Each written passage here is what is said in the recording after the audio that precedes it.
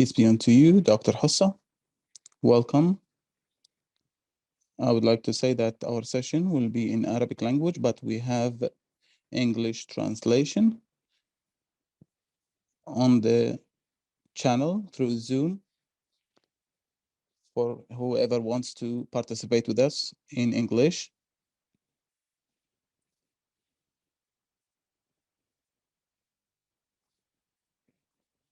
I am very pleased to be with you here, Dr. Hessa. Today, we have the first series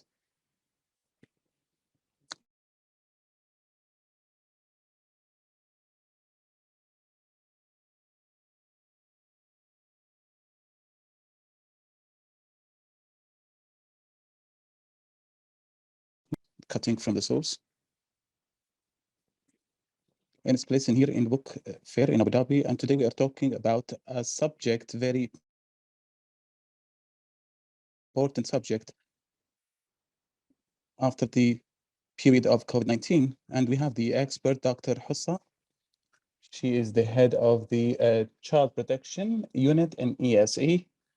We are honored that you are here with us. I'm pleased with you. Thank you. Thank you for hosting me with you today. Dr. Hessa, we wanted to talk about a subject when during the COVID, when there was a distance, and we were one of the first years to use the countries, use the distant learning that you have heard about. Some of the countries, they have delayed the education system during the first year of COVID-19. We were ready, and the schools and the educational system, it was very strong for us. It helped us to start distant learning directly. And during that period, it was really difficult and exhausting for the child and the student and for the family and the parents. But we wanted the subjects and the curriculum to be easier and lighter for the children. Also, sports and activities was done through the distant learning, not only the main subjects. And we allowed the student to do the activities and to record his activities at home.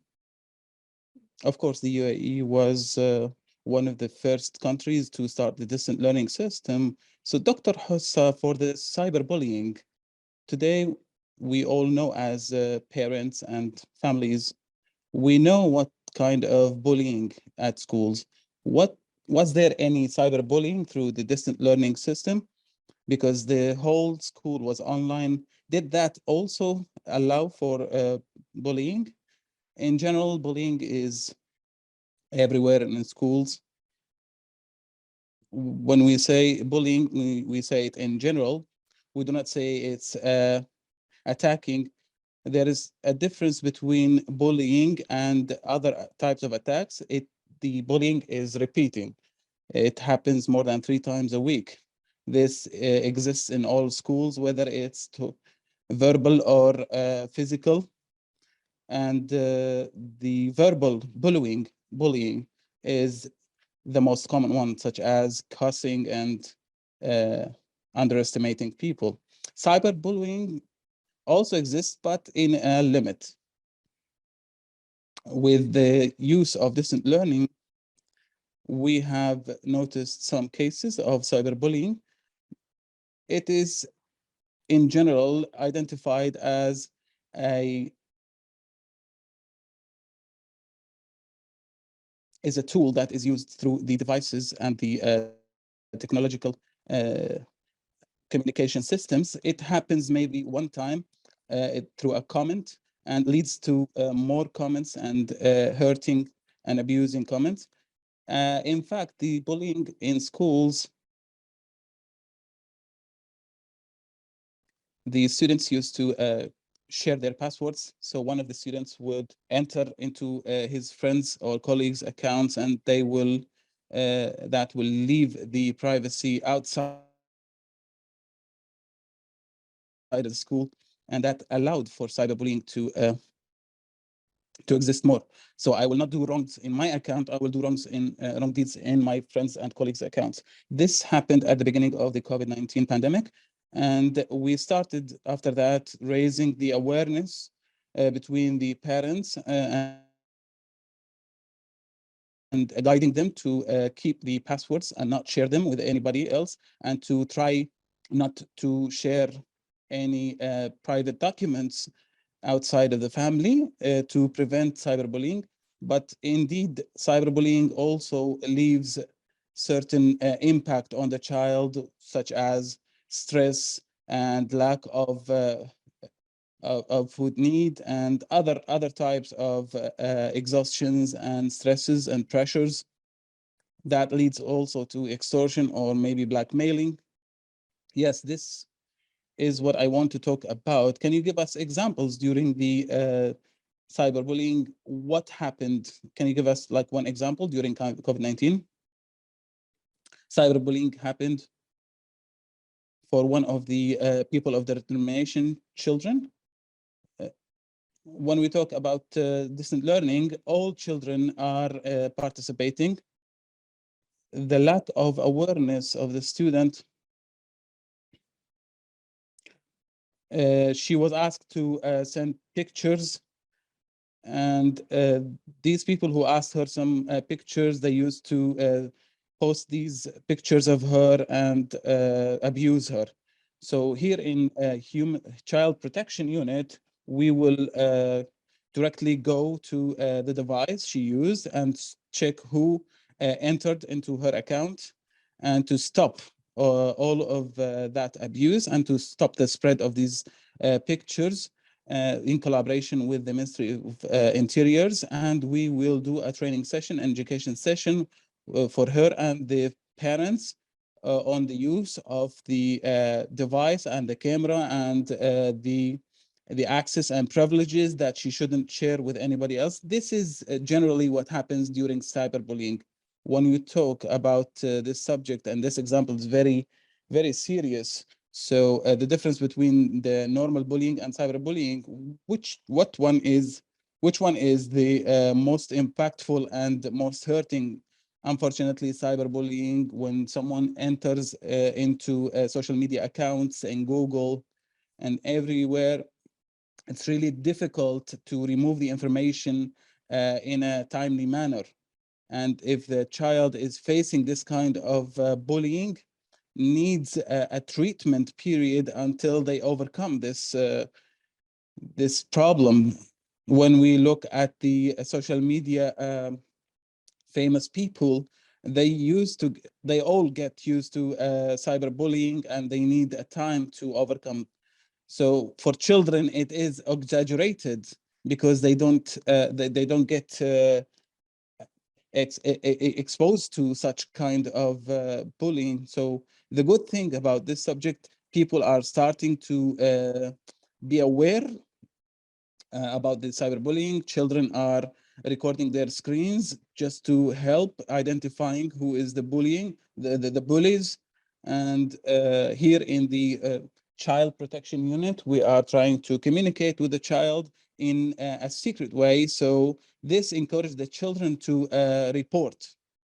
So what are the fightings and the treatment methods that the government or the establishments, what are the policies to raise awareness between the children and to tell them when someone tries to cyberbully you, what you need to do? It is an initiative from Her Highness Sheikha Fatima bint Mubarak. It's a great initiative in the bullying and the protection from bullying, and also from the Higher Council of Motherhood and Childhood. And this initiative concluded 28 different government entities. They have created a national committee. This committee has roles to set the policies and the rules and regulations, prevention units, programs, and awareness programs. Also participating is the TRA, represented by Etisalat. They helped us a lot in the preparation of awareness and the cyberbullying. So as an education field, we are spreading these programs in our schools, and them as partners, they will spread these programs to the community, and we are all collaborating with the awareness and the training for the parents, and to prepare them and give them the tools and the mechanisms to protect their children from cyberbullying. I am sure after you have said, people will raise some questions. So please, when you have any questions, can you write it down in the Q&A, and we will ask them at the end of the session. Dr. Hassan, now, when you said that there is an awareness program for the parents, so the role of the parents, is it really important to fight the cyberbullying? Do they have a role for that? Yes. At the beginning, the device is at home. The devices at school are used only for education, but the device at home, if we set a limit for a number of hours to use this device at home, let's say if they are using PlayStation or whatever device, so because most of the cyberbullying happens during plays and games. So the parent, if they are not aware and they did not set a parental guidance and they have checked at the privacy of the passwords for the child, because any person could reach their children through these networks of the games. So, and the child can accept lots of things without even knowing what happens.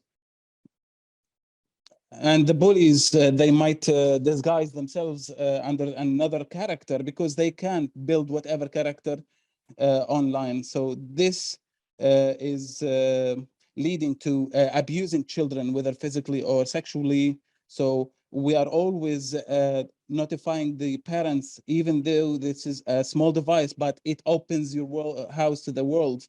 So if you as parents are not aware of the use of these devices, I would recommend, before they bring this device, they should know about the bullying, whether the child who's using this device is a victim of bullying or is a bully himself, because the bully is a result of another act that led him to this, and it could lead to drugs abuse or any other problems that could affect the community. And the victim of cyberbullying could lose appetite, they could face some stress and pressure, and they might start to think about committing suicide. Why should we lead our children to this kind of psychological hurt? Today, you said a word that I liked: when the parents, they are not aware of the use of the internet and the platforms of social media. Is that really important to teach the families on that kind of technologies? Because you know that the advancement of technologies, because parents are from a different age period of their children, and their knowledge and awareness about the digital world is really big, and the gap is really big between them. The child with 2 years now can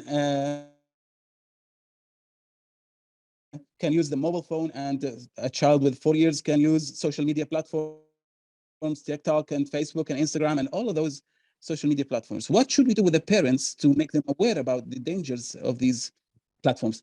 At the beginning, there is something called parental guidance. They should use it, uh, that stops the child from downloading any program or application without the permission of the parent. Also, it helps you uh, notice what is the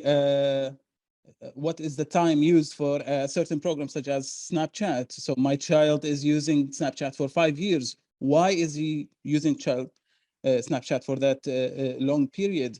And also the search words, we can look at what search words our children are using. But at the end, we say, try to make your children aware, and you should be aware. Also, parents, they don't understand that their children can use any character they want. They can build it virtually, and they can curse people, and they can track people or stalk them. So they also should know more about the laws and regulations. The children from 0 to the 5th grade, you can control their use of the technologies. Maybe teenagers are a little bit more challenging. So children, they should know about the legalities of the cyberbullying, and there should be like fines or tickets or anything. So during the COVID, the learning was distant learning, and it had a big load for the children and their families. Now the quarantine was left out. Children are still now going back to schools with the precautions. Is there now a role on these teachers and schools now to the environment of the school? What is the role of the teachers to fight and to prevent the cyberbullying? We have a law, Udima, in the executive list. It enforces all the handlers of the children, whether student, teachers, nurses, and doctors. But in our field, all of the education members are responsible for the hurt that is happening to the child, because the child cannot sometimes tell their, or is afraid to tell their parents, but the teacher can communicate with the child. And if the child is expressing what they fear to the teacher, and the teacher is not reporting, it's a big responsibility for that. You should, as a teacher or an education member, should report whatever happens to the child, so we can help them, whether it happens and during the computer session or during the school day. If there's any bullying from a child to another, there should be an intervention, direct intervention from the teacher. And we have also a policy of the prevention of bullying. The policy is very clear and its procedures are very clear. We are creating it to make it as a support for the child to feel safe at school. If the child is not feeling safe, they will not learn at school. If there is a bullying happening, there is a punishment list, or what they call it, the executive list. They will be fined, or they will write down a commitment that they should not repeat this act. Also, the academic consultant or the social expert, they should guide and train and set treatment plans to treat this problem from that bully, to tell them what are the impacts of the bullying on others and how they should be helped. This is happening for the bullying happening in school, but there is another type of bullying, which is online, or the cyberbullying between children at school, and the teachers are not aware of on the platforms of social media. Is there any symptoms that we can notice on the children that they are under a cyberbullying, like something that could help the teacher identify whether this child is under a pressure of cyberbullying? Yes, you ask about symptoms. Yes. For the victim of the cyberbullying, there are some symptoms, whether psychological stress, the lack of appetite, the lack of sleeping, and also in the educational system, whether this let's say this child has a high level of achievement and suddenly his level dropped. The academic level is an indicator that there is something wrong with this child. Lack of focus, daydreaming, or is he focused on something outside of the school? These are some of the symptoms that the child is under some type of pressure, and these should be warning points for the teacher and the teacher should be noticing these symptoms. So these are the symptoms that they could say that the teacher should interfere and notice that there's a problem with this child. Also, in the house, the mother could notice some symptoms of the lack of sleep or the lack of food appetite or anything else, or always using the phone, or maybe he's not using the phone or he's hiding his phone. These are some indicators. When we feel that there is a danger, we should investigate. Yes, that's very important. Is there anybody who can train the parents and the teachers on these symptoms? Yes, in the program of prevention from bullying, this is the 6th year. We are always hosting the local week in cyberbullying prevention, and there's a lots of events. And during the whole year also we have some awareness sessions, but during this week we are stressing on the point of cyberbullying and how to find it. Also, there are some institutions that are specialized in fighting the cyberbullying, and there's a collaboration with the media and the posts on the social media, whether on Instagram, Twitter, and other platforms. Normally, we are always trying to set teams from the children themselves to spread awareness between their colleagues, because it's easier to communicate. Because when the teacher or the principal is spreading the awareness, it might not reach to everybody. So peer-to-peer support is very important. So the teenage times is really different from childhood. So when we make them aware and to give them the support and to empower them to support themselves and to defend themselves, and they are able to spread awareness between their peers, that will also be helpful. Dr. Hessa, it's really important, and it's really heavy subject. So I want to ask you for the child protection units in UAE or the child helpline. Are these did these calls include increase for the cyberbullying after the COVID-19? During the COVID-19, all of the abuse calls increased, whether it's physical, whether it's verbal, or all other also sexual abuse. I don't say that this has increased drastically. Also, the cyberbullying increased, and that's a natural result. As I told you before, that children used to share their passwords between each others, and this helped increase the number of calls. So we started awareness between these children, and when we identify the problem, I don't say that cyberbullying has been dismissed, but at least it decreased. Thank you, Dr. Hassa, for your integrity. I would like to ask you a question. If there's someone who's listening to us and they are parents of their children and they're working in whatever the field they are working in and has nothing to do with children protection, if they want to implement something in their houses, what kind of recommendation, advice as parents? The first thing is to the parental guidance applications. Number 2, check the password strengths. So the password should be, this password use is very strong in order for it to be difficult for people to guess it and to be hacked.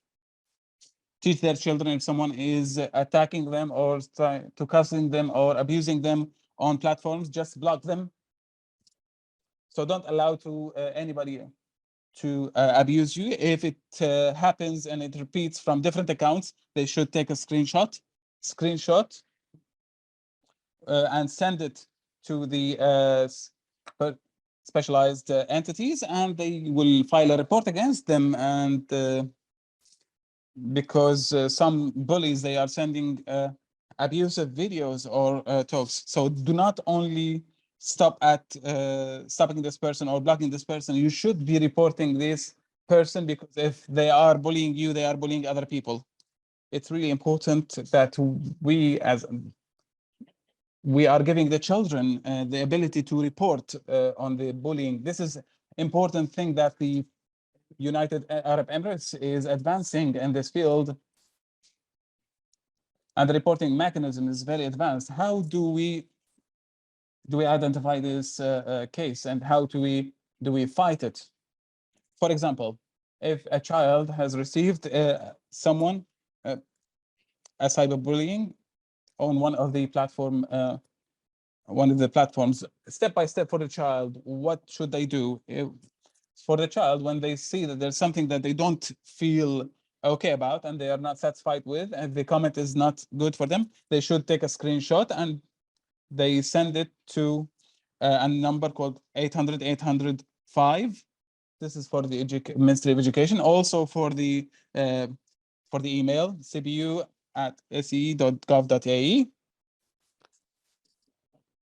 We receive all complaints and reports during these two methods. Also, for the government schools, they can report to the teacher directly, and the teacher will report to the child protection. As we said, that the child below 18, they are victims. Whether it's the bully or the victim of bullying, they are both considered victims. We stop the bully from bullying, but we start a treatment plan with them, because if they keep on bullying people, it will lead to other problems. Another problem could be the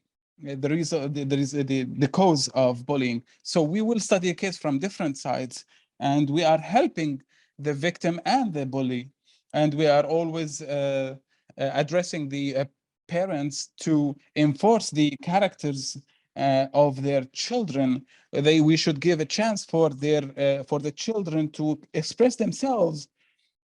We should let them discuss with us and be honest with us. There should be like a relation of a friendship between the parents and the children, in order for them to be going to their parents and to give them the good guidance. So we always tell the parents, you are the first responsible person.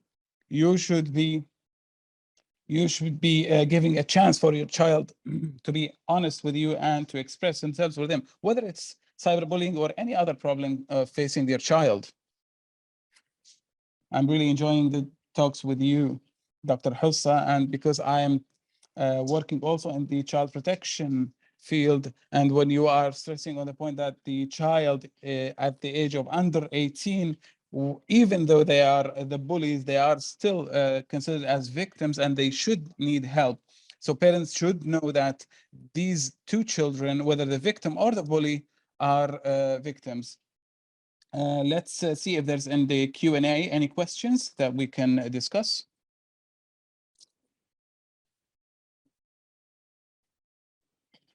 The first question is for Dr. Hessa. Lots of questions because it's a really important subject. We will start with from our attendees.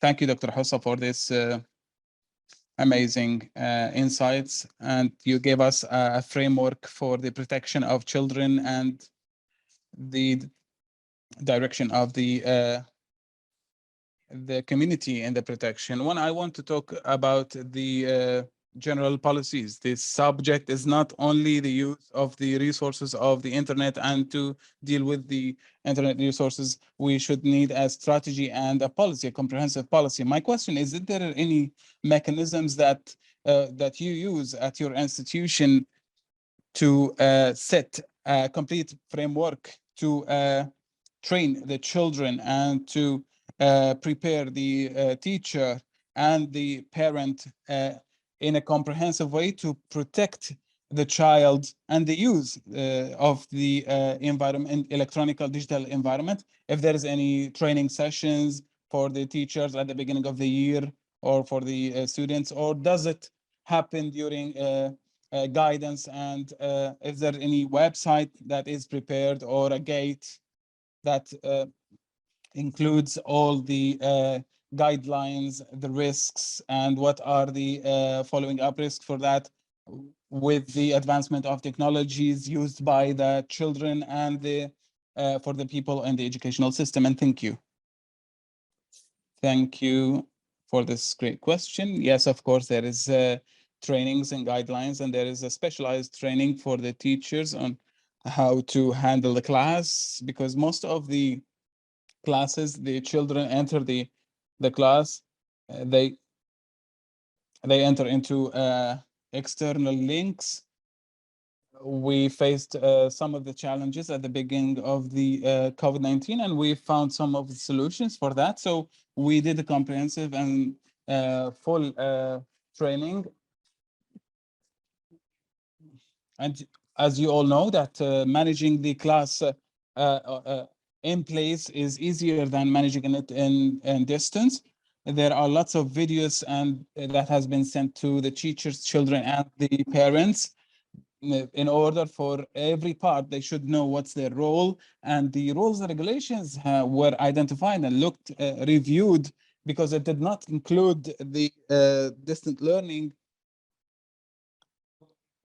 For example, the management of the student behavior list. If there is any problem happening in a distant learning, there should be a punishment for that. So as a child, if you are abusing another colleague of yours, there should be a behavioral, you will be punished, and you will lose some grades. And also the national policy for the prevention of bullying, it identifies the roles of each and every member of education system and the parents. What is the role of each and every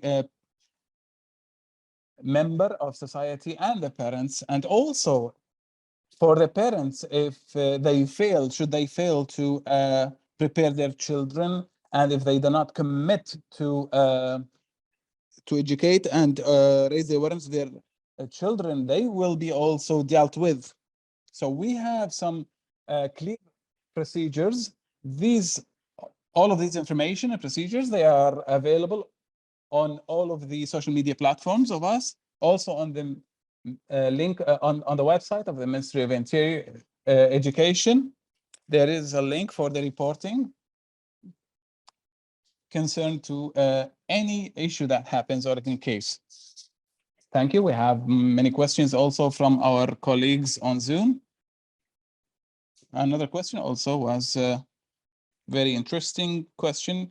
Is there any ways to fight the bullying, and what is the role of the civil community to fight the cyberbullying?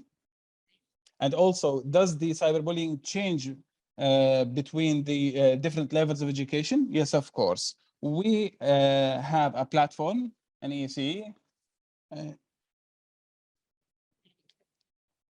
and the Ministry of Interior, as a strategic partner, they are caring for the awareness, spreading the awareness, and the institutes and the universities. Yes, we are doing the awareness on all different levels of education. Also, the civil communities, they have a role. More than 28 civil community entities in the National Committee of the Prevention for the Prevention of Bullying. We did lots of meetings, and we did training, and we agreed on that there in every institute there should be a person specialized in fighting the bullying and preventing bullying, and they are responsible for spreading the information for the children, the parents, and the colleagues. If you have spread the awareness in your entity and establishments that you're working for, you are spreading the awareness in the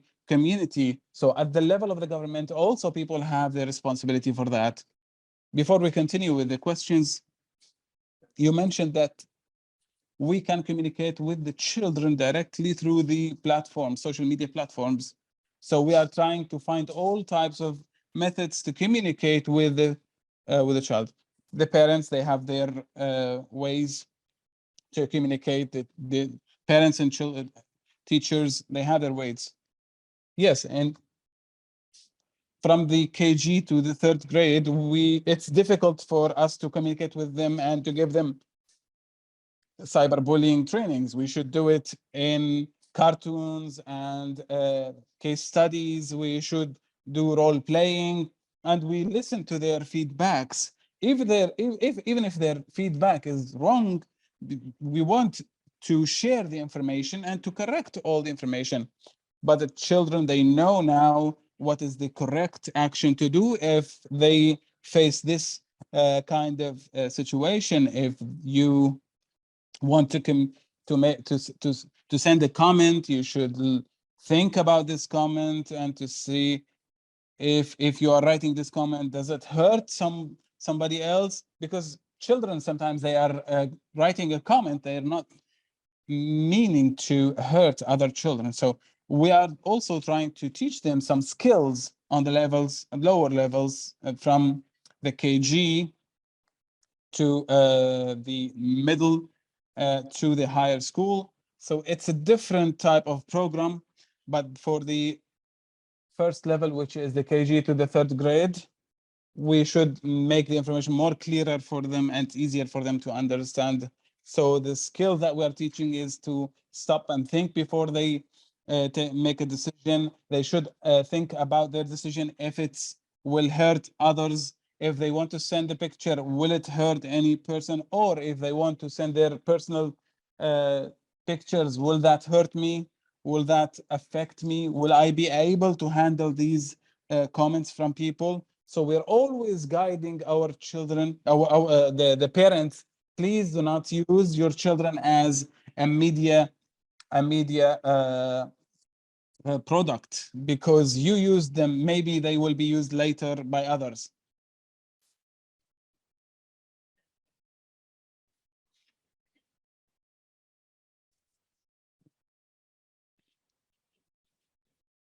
I guess this question we have mentioned, when during cyberbullying, who do we call and how do we report it? I believe you have answered this question, whether on the phone or email, and the special private schools in the private 80085. So whether your child is in a government school, public school, or a private school, this is the number, this is the hotline, 24/7.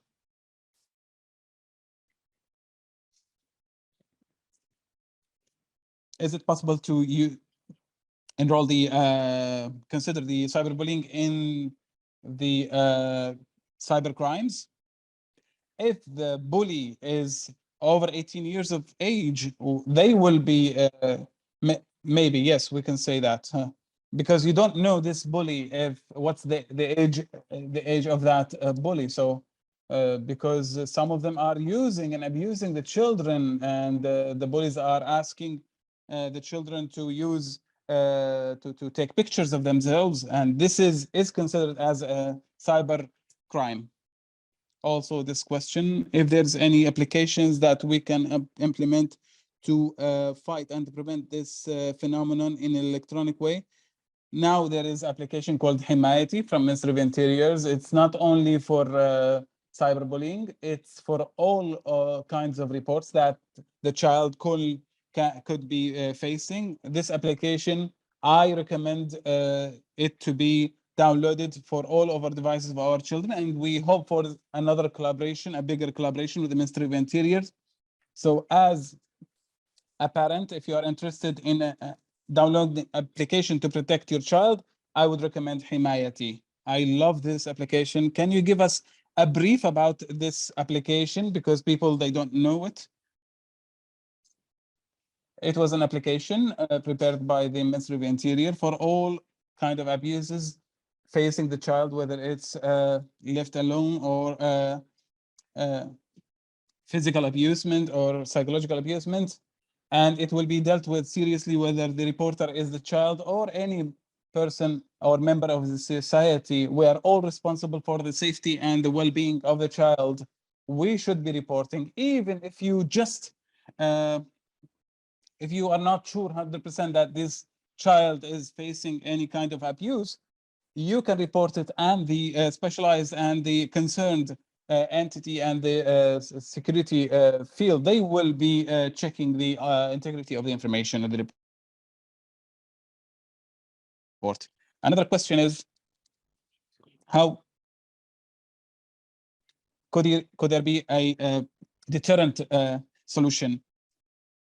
I don't think there is a deterrent solution for this problem. We are in a community, we are trying to prevent, we are trying to limit the cases, but to stop it, I don't think there is a deterrent for a problem in life.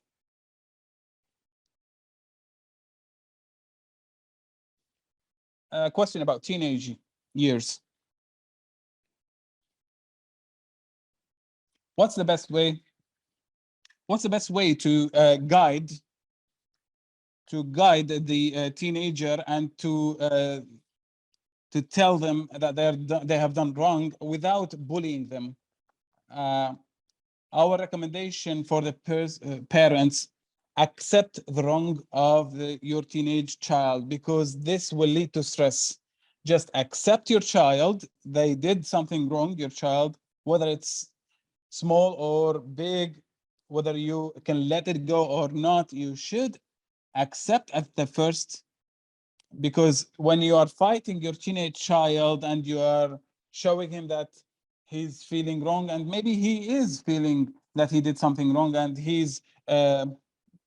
doesn't like to continue with it, but as a parent, we'll try to communicate with them, we will discuss with them, we will set a plan to let the child or the teenager to punish themselves, give them the decision for that. Because normally children, they commit problems from their peers because there's a peer pressure, and out of experiments, that will lead them to making lots of mistakes. So as a parent, you should be the source of security for your child. We don't want the teenager to go outside to someone that is not trustworthy. So we should discuss the wrongdoings that our children did and to find what's the solution for that.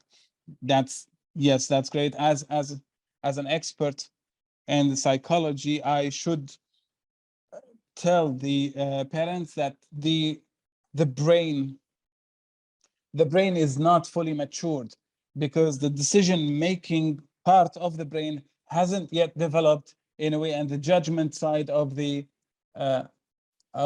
teenager hasn't completed yet. So let's go easy with the children. Let's go easy with the teenagers. We know that they are doing some major wrongdoings, but we should be accepting them and we should be caring for them.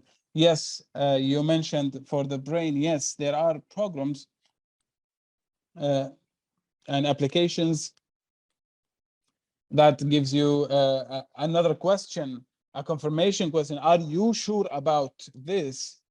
So we should apply the same methodology with a teenager. Are you sure about this comment? This will help them to make a better and an informed decision and think about their decision before they do it. As you have said before, their decisions are spontaneously and they are not directed in the wrong way without thinking. But without the wrong, we would have never learned the right. This is a beneficial question also. What are the steps, the successful steps to deal with the new generation? When we talk about the new generation, always it's a disaster because it's different from their parents' generation. What are the successful ways to communicate with the new generation? I think is the best thing is in communication with the new generation is the skills. So such as critical thinking. Do not believe in any piece of information you listen to. You should look for that piece of information, check the sources, because this wrong information could deviate you from the right path. And as you can see, the internet gives us a ton of information. We do not if we are not critical in our thinking, we are not able to verify the validity of this information. So I should be always critical in my thinking. I should always see what are the options that I should uh, look for and what can I benefit from, what's the best solution, and also conversation between you and the child. And also as a parent, you should guide, you should say, this is right, this is wrong, and this is why is this wrong and why is this right. The explanation is key in this point because you need your child to be convinced. Maybe today he will not be convinced of what you have explained to him, but later in the days, the child will be convinced. Maybe he will make the same wrongful thing. Some parents, they will say that if I raise my voice, if I shout, it will be easier for me and it will make my child follow my rules. No, I don't think this is a good method because children could leave the house. There should be a disconnection between the child and the parent. The hormone changes for the teenagers, it's changing, ever changing. Uh, for us, if we are facing a stress at home, we are feeling if we are feeling down, but that's just because for one reason. But the teenager, they are feeling these feelings all the time. Another question: why is it not possible to create practical guidelines for the teachers and the educational members and the parents in a clear way on how to handle the procedures, whether on the online or also using the applications for the parental guidance in the schools and the universities, and also prepare new policies and regulations for that. For the person who asked the questions, all that you have mentioned, everything is there for the Ministry of Interiors, the Telecommunication Regulatory Authority, the Abu Dhabi, the Early Childhood Authority. There are lots of the higher community for the motherhood and child. If you open their websites, they have lots of guidance, lots of awareness, lots of procedures, policies. Even in Snapchat, there is guidelines for the parent on how to use it. Everything is there in the Ministry of Interior and all the social media of these entities. But just, I believe what we can benefit from their suggestion is to unify these guidelines in one platform. Another question is, after understanding the real reasons of this bullying and the possibility of the integration for the people of determination, how do we are we able to do an integration for the bully for the community? That's easy thing. After we have dealt with the behavior of the bully, we start with them to build relationships between him and his friends. We might play a game and share this game between him and the children. Also participate them in teamworks, and we build a team with the peers themselves. And with this work, maybe the relations will start to build again. So there are lots of methods that we can use with the bully to integrate them in the community, but that differs to the type of case.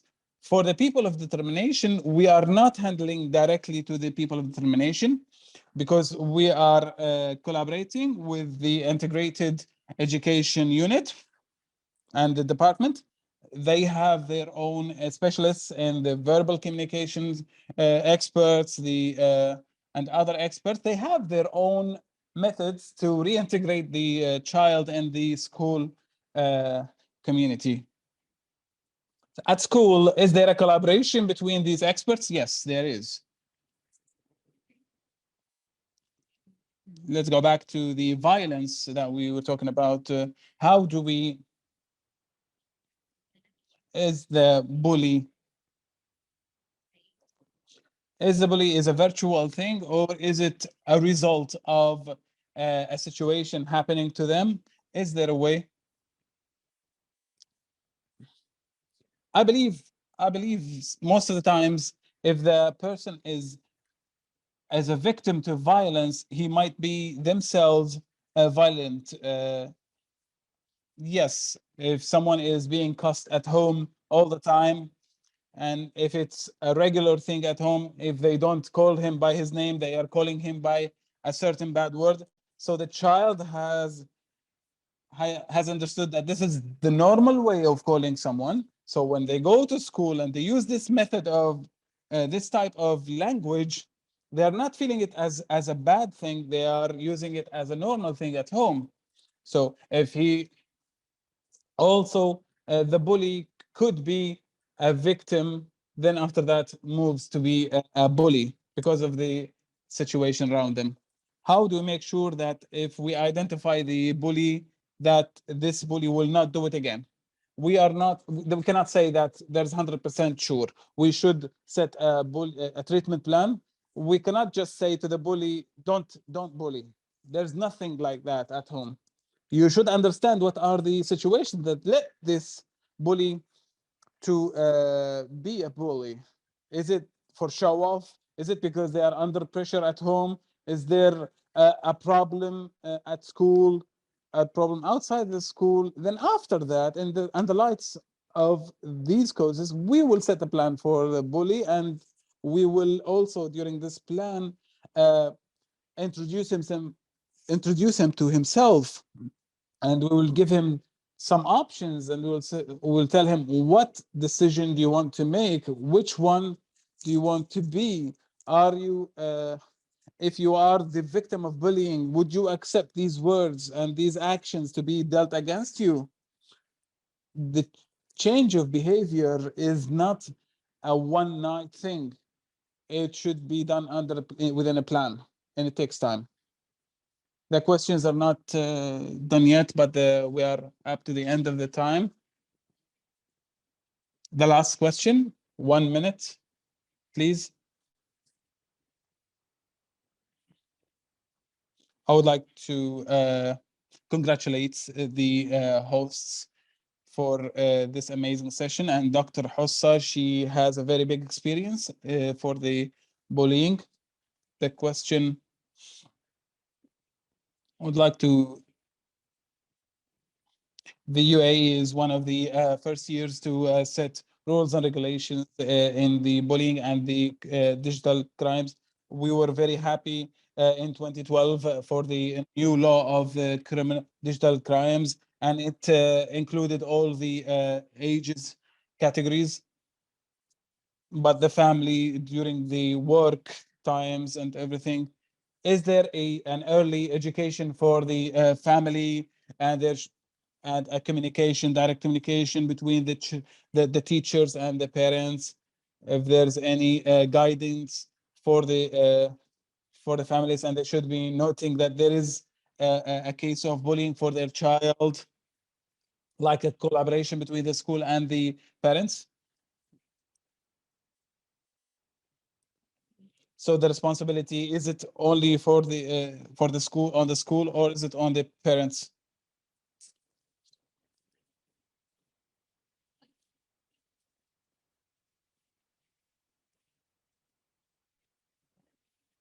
There is a list, and these lists are implemented at school, but the collaboration between the parents, sometimes we are not getting the help of the parents. So if the school is facing a challenge, they will communicate with the child protection unit. We are responsible for that. If the child is violent or hyperactive, maybe he's not violent, he's just hyperactive. So we will force the parent to send their children to a treatment center to help them with this issue. And also we do our evaluations and assessments, and we ask for all of the reports and assessments for a child. There's lots of explanation for that. We have lots of methods for every certain case. Yes, an amazing session that you have incited us with lots of amazing information and the great work that you are doing to help the parents. We would like to thank you once again, and would like to thank the initiative, and would like to say that stay with us for tomorrow. We have also the third session for the KnowTalks from 12 to 1. Thank you.